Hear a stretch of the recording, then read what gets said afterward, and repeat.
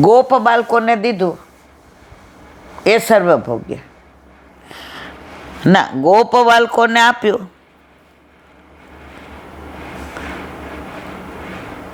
એ દેવ ભોગ્યા, દેવ જેવા થઈ ગયા ને.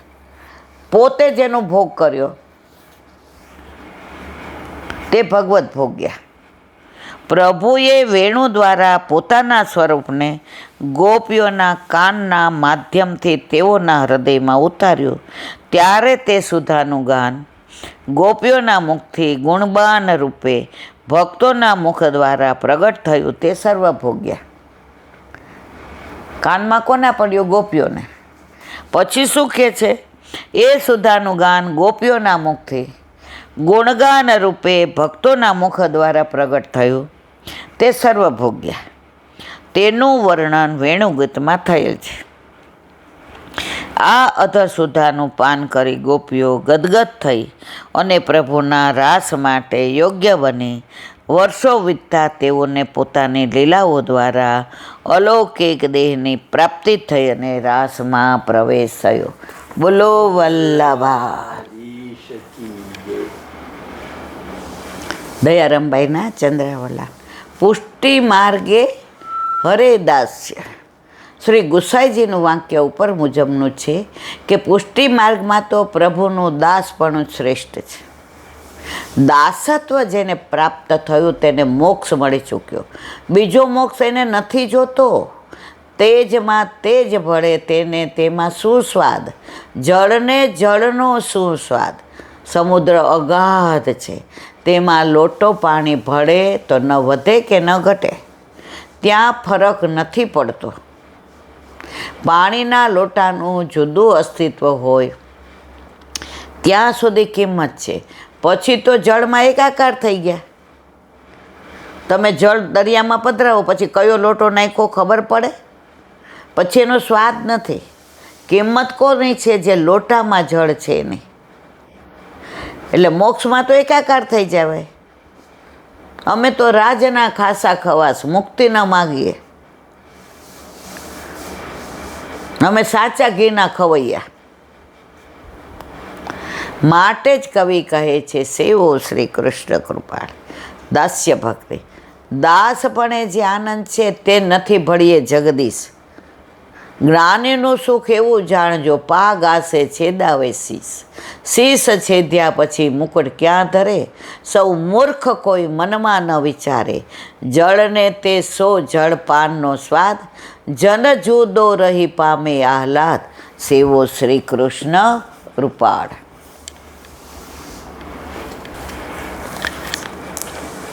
શ્રી વલ્લભાધીશ. સુબોધિનીજીનું પાન વલ્લભ કરાવે તો થાય. આને સ્પર્શ કરો આપણા બસની વાત નથી. યુધિષ્ઠિરો લબ્ધ રાજ્યો દુષ્ટત્વા પૌત કુલંધરમ ભ્રાત્રો વિલોકપાલા ભય બુબુદે પરયાશ્રિયા એવમ ગૃહેશુ સક્તાનામ પ્રમત્તાનામ તદહિયા અત્યક્રામદ વિઘ્રાત કાલઃ પરમ દુસ્તર. અર્થ: યુધિષ્ઠિર હવે બધી રીતે આનંદ અનુભવી રહ્યા હતા. એમને રાજ્ય પ્રાપ્ત થયું હતું. વંશ પરંપરા ચલાવનાર પૌત્ર પરીક્ષિત હતો. ઇન્દ્રાદિ લોકપાલો જેવી કાંતિથી શોભતા ભાઈઓ હતા અને ઉત્તમ લક્ષ્મી પ્રાપ્ત થઈ હતી. પણ આવા સુખને લીધે ઘરમાં આસક્ત થયેલા અને તેના માટેના પ્રયાસથી ગાફલ થયેલા પાંડવો જાણે તે પહેલાં દુસ્તર સમય વહી ગયો. સુબોધિનીજી. લબ્ધ રાજ્યો, રાજ્ય પ્રાપ્ત કરીને તેમજ પોતાના રાજ્યને યોગ્ય પૌત્રને જોઈને ઇન્દ્રાદિ લોકપાલ જેવી કાંતિવાળા ભાઈ સાથે ઇન્દ્ર વગેરેને પણ પ્રાપ્ત ન હોય એવી લક્ષ્મી પ્રાપ્ત કરીને અથવા બ્રહ્માજી સમાન લક્ષ્મી પ્રાપ્ત કરીને આનંદ અનુભવવા લાગ્યા. રાજ્યમ વસો ભ્રાતશ્ચ ધનમ ચા જ્ઞાન હેતવ. રાજ્ય, વંશ, ભાઈઓ અને ધન અજ્ઞાનનું કારણ છે. આ સુખમાં ડૂબી જવાથી બીજું જ્ઞાન રહેતું નથી. ભગવાન ભૂતલ પર બિરાજતા હતા ત્યારે પરીક્ષિત યુવાન થઈ ગયા હતા. ત્યારે પાંડવોએ દ્વારકા જઈ ભગવાનની સલાહ કરી હતી અને પ્રભુની આજ્ઞા પ્રમાણે પૌત્ર પરીક્ષિતને રાજ્ય પર સ્થાપિત કર્યા હતા. રાજ્ય સરસ, લક્ષ્મી સરસ, ભાઈઓ સારા, રાજમાં આનંદ. પ્રભુએ પૌત્ર પરીક્ષિત જેવો આપ્યો હતો, જેને ગર્ભમાં પ્રભુના દર્શન થયા હતા. હવે બધાએ દ્વારકા જઈને પ્રભુ સાથે મસલત કરી તો કે હવે પરીક્ષિતને રાજ સોંપી દે, અને બધા રાજી થઈને આવ્યા. હવે તેઓ હંમેશા ભગવાનનું ચિંતન કરતા. દુઃખમય સુમિરન સબ કરે, સુખમય કરે ન કોઈ. જો સુખમય સુમિરન કરે તો દુઃખ કાહે કો હોય. તકલીફ પડે ને એટલે ભગવાન યાદ આવે. ત્યાં સુધી તો એ પૈસો ને પ્રશંસા ને પ્રતિષ્ઠા ને જાણ આપણે જ બધું કરતા હોય. કરે છે કોણ? ઠાકોરજી. કરતુમ અકર્તુમ અન્યથા કરતુમ. છતાંય વ્યક્તિને સક્સેસ મળે ને, સફળતા મળે ને, ત્યારે આ બધું પોતાનું જ યોગદાન છે એવું માને. તેઓ હંમેશા ભગવાનનું ચિંતન કરતા. તેઓ ભગવાનની ભક્તિમાં દીક્ષિત થવા યોગ્ય હતા, કારણ કે સતત સંગ કોનો મળ્યો હતો? ઠાકોરજીનો.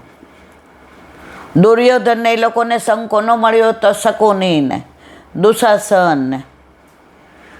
અને પાંડવોને કોનો સંગ મળ્યો હતો? ઠાકોરજીનો. જેવો જેને સંગ મળે એનું જીવન એવું થઈ મળે. ભગવાનની ભક્તિમાં મગ્ન થવા જ ભગવત સત્રમાં દીક્ષિત થયા એમ કહ્યું છે, જેથી પાંડવોને રાજ્ય દોષ ન થયો. આ બાબતમાં કહે છે, પાંડવોએ 36 વર્ષ સુધી રાજ્ય કર્યું. 16 વર્ષ પછી પરીક્ષિત રાજ્ય કરવા યોગ્ય થઈ ગયા ત્યારે ઉપર કહ્યા પ્રમાણે તે ઘરમાં આસક્ત થઈ ગયા. એટલે ઘર સંબંધી કાર્યોમાં જે વ્યગ્ર રહ્યા કરતા હતા, તેથી તેઓ પોતાના કામમાં સાવધાન ન રહ્યા. પાંડવોને એ વિચાર જ ન આવ્યો કે કેટલો સમય વીતી ગયો. તેઓ એમ જ માનતા હતા કે અમે સદૈવ રાજ સિંહાસન પર બેઠેલા રહીશું. બોલો વલ્લભાધીશ. શ્રીમદ ભાગવત અને મારા ગુરુદેવને દંડવત ચંદ્ર. सूरदास जी के द्वार पे मेरा दंडवत प्रणाम. सुरभि कुंड पे परमानंदास जी के द्वार पे मेरा दंडवत प्रणाम. जमुनावता पे संकर्षण कुंड पे कुंभनदास जी के द्वार पे मेरा दंडवत प्रणाम. बिरछू कुंड पे कृष्णदास जी के द्वार पे मेरा दंडवत प्रणाम. कदम खंडी पे गोविंद स्वामी के द्वार पे मेरा दंडवत प्रणाम. अप्सरा कुंड पे चित्त स्वामी के द्वार पे मेरा दंडवत प्रणाम. मानसी गंगा पे नंददास जी के द्वार पे मेरा दंडवत प्रणाम. रुद्र कुंड पे चित्रबुद्धदास जी के द्वार पे मेरा दंडवत प्रणाम. વ્રજ વિલાસ વ્રજની ગોપિકાઓને મારા દંડવત પ્રણામ. હે વલ્લભ, સવારથી અત્યાર સુધી સેવા સ્મરણ સત્સંગ જે પણ તમે કરાવ્યું તે તારા ચરણારવિંદમાં સમર્પણ કરું છું. ભૂલ અપરાધ થઈ હોય તો ક્ષમા કરશો. બોલો વલ્લભાધીશ કી જય. દ્રઢયેન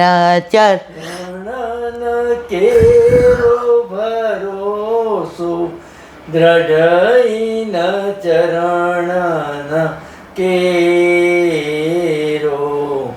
શ્રી વલ્લભનક ચંદ્ર છટાવીન સબ જુગ માય અંધેરો ભરોસો દ્રઢઈન ચરણ કેરો.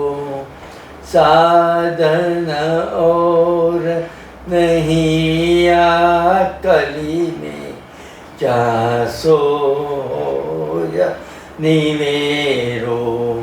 सूर का कहे त्रिविध आंधरो बिना मोल को चेरो भरोसो દ્રઢઈના ચરણના દ્રઢઈના ચરણના દ્રઢઈના ચરણના કેરો વલ્લભાધીશ કી. આજનો આ સત્સંગ મારા વલ્લભના ચરણારવિંદમાં સમર્પણ કરું છું. ભૂલ અપરાધ થઈ હોય તો ક્ષમા કરશો.